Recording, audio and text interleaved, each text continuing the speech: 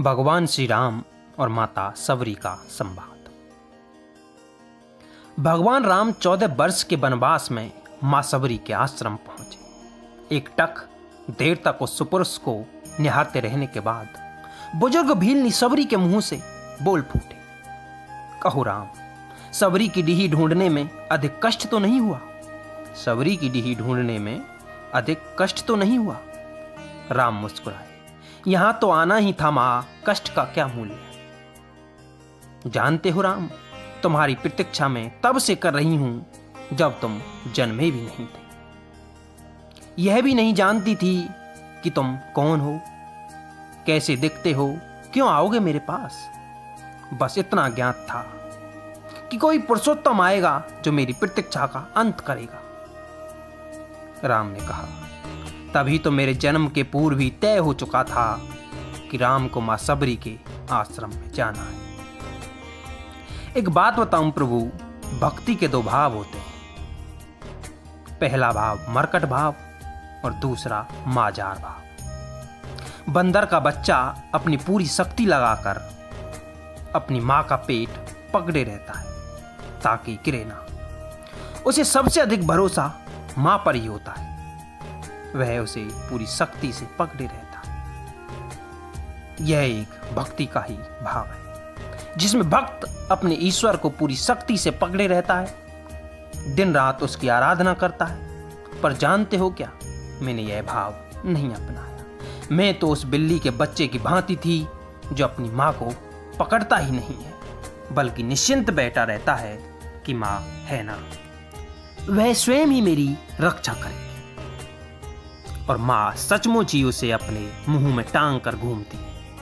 मैं भी निश्चिंत थी कि तुम आओगे ही, तुम्हें क्या पकड़ना। राम मुस्कुराकर रह गए। भीलनी ने पुनः कहा, सोच रही हूं बुराई में भी तनिक अच्छाई छिपी होती है। कहां सुदूर उत्तर के तुम, कहां दो घोर दक्षिण में मैं। कहां सुदूर उत्तर के तुम, कहां घोर दक्षिण में मैं। तुम प्रतिष्ठित रघुकुल के भविष्य, मैं बन की भीलनी।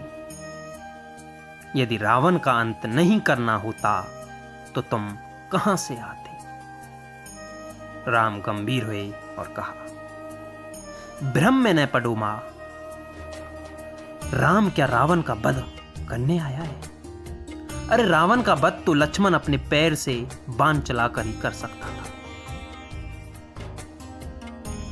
राम हजारों कोस चलकर इस गहन वन में आया है तो केवल तुमसे मिलने आया है मां, ताकि हजारों वर्षों बाद जब कोई भारत के अस्तित्व पर प्रश्न खड़ा करे तो इतिहास चिल्लाकर उत्तर दे कि राष्ट्र को क्षत्रिय राम और उसकी मां भीलनी ने मिलकर गढ़ा था।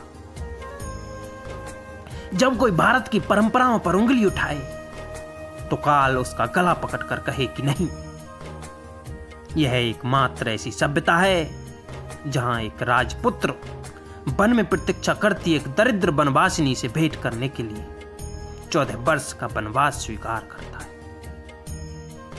राम वन में इसलिए आया है ताकि जब युगों का इतिहास लिखा जाए तो उसमें अंकित हो कि सत्ता जब पैदल चलकर समाज के अंतिम व्यक्ति तक पहुंचे तभी राम राज्य है, और तभी राम राज्य संभव है, तभी राम राज्य की कल्पना की जा सकती है। राम वन में इसलिए आया है ताकि भविष्य स्मरण रखे कि प्रतीक्षाएं अवश्य पूरी होती हैं। राम रावण को मारने भर के लिए नहीं आया है मां। माता सबरी एक टक राम को निहारती रही। राम ने फिर कहा, राम की वन यात्रा यावन युद्ध के लिए नहीं है माता। राम की वन यात्रा रावण युद्ध के लिए नहीं है माता। राम की यात्रा प्रारंभ हुई है भविष्य के आदर्श की स्थापना की। राम निकला है ताकि भविष्य को, विश्व को बता सके कि मां की अवांछनीय इच्छाओं को भी पूरा करना ही राम होना है। राम निकला है ताकि भारत को सीख दे सके किसी सीता के अपमान का दंड असभ्य रावण के पूरे साम्राज्य के विध्वंस से पूरा होता है। राम आया है ताकि भारत को बता सके कि अन्याय का अंत करना ही धर्म है।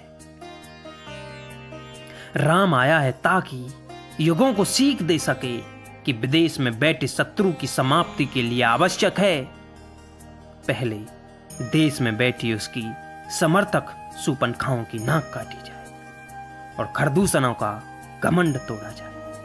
और राम आया है ताकि युगों को बता सके कि रावणों से युद्ध केवल राम की शक्ति से नहीं बल्कि वन में बैठी सबरी के आशीर्वाद से जीते जाते हैं। माता सबरी की आंखों में जल भर आया।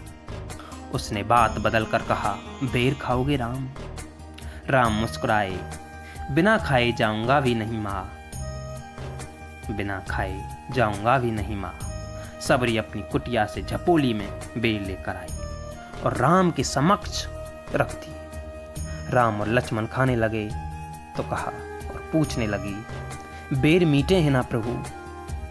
राम ने जवाब दिया, यहां आकर मीठे और खट्टे का भेद भूल गया हूं मां। बस इतना समझ रहा हूं कि यही अमृत है। सबरी मुस्कुराई और बोली, सचमुच तुम मर्यादा पुरुषोत्तम हो राम, सचमुच तुम मर्यादा पुरुषोत्तम हो श्री राम। मैं Vishwendra ji Bhatpriya, public speaker, business education and relationship coach, स्वागत करता हूं आप सबका आज के संवाद में, सबरी और भगवान श्री राम के संवाद में। जय हिंद, जय भारत। फिर मिलेंगे ऐसी किसी बेहतर वीडियो के साथ।